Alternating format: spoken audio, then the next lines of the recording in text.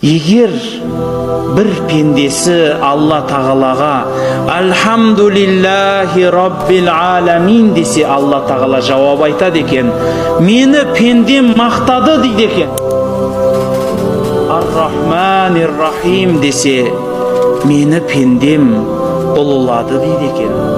«Малики яумиддин» десе, «Пендем маған басын иді» дейді екен.